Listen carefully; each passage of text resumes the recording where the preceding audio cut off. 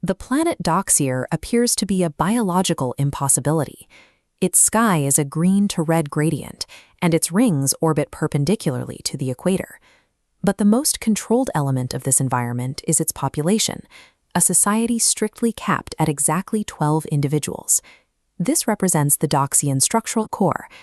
At the center is the Tovil, the energy field that connects every mind on the planet into a single unified consciousness. Every memory and emotion is shared across these 12 nodes, in a state of constant forced equilibrium. Xenia is the outlier. She shares the Doxian genetic code, but her life has been defined by trauma rather than harmony. Her brother brings her to this world as a last resort, hoping the planet's collective calm can stabilize her volatile nature. The integration is a disaster. Doxian social customs are built on clinical, polite detachment. When Xenia experiences a flash of frustration or grief, she finds no resonance in her peers, only a cold, uncomprehending silence that drives her toward further violence.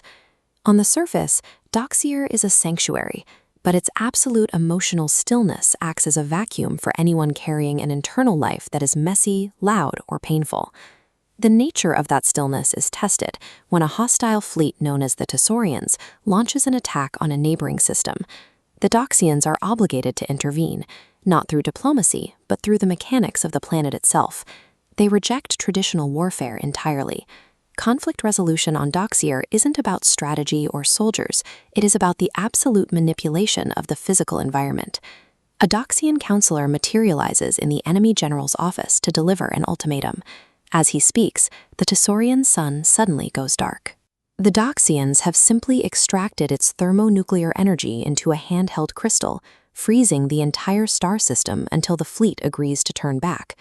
The war ends without a single Doxian firing a weapon, but also without a single word of empathy. Their peace is maintained not through negotiation, but through a clinical and overwhelming application of power. While the Council manages the star system, Xenia takes matters into her own hands.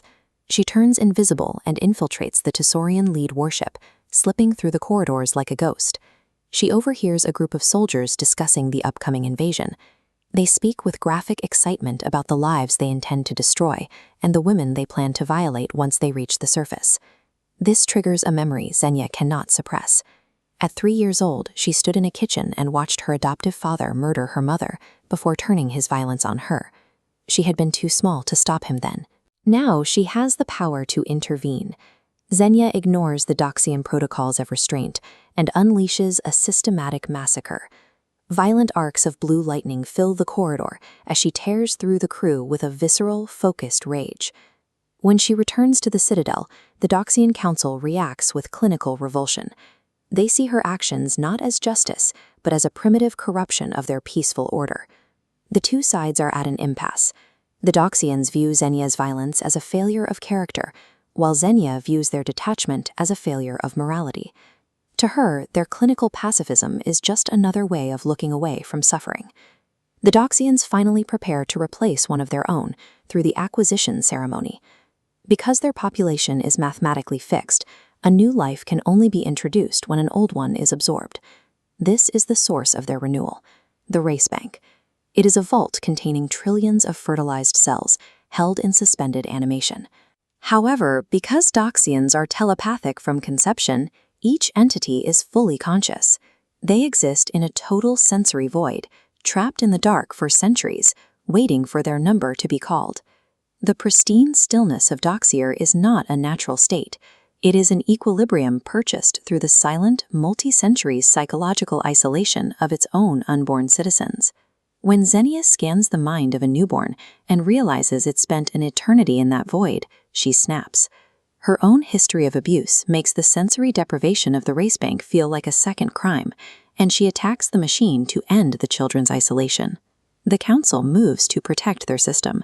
They unite their telepathic powers to form a crushing energy cube, forcibly stripping Xenia of her Doxian abilities to prevent the destruction of the vault.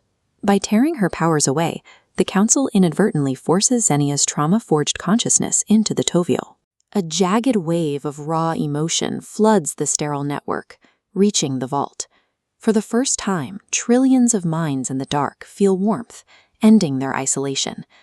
The The Doxians had built a world without conflict, but they had also built one without comfort.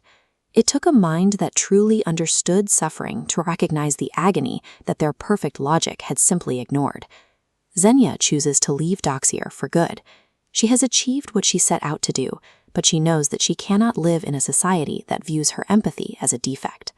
The Doxians remain in their citadel, convinced that their moral superiority is intact, yet they are only able to sustain their world because they integrated the very flawed emotional depth they tried to excise.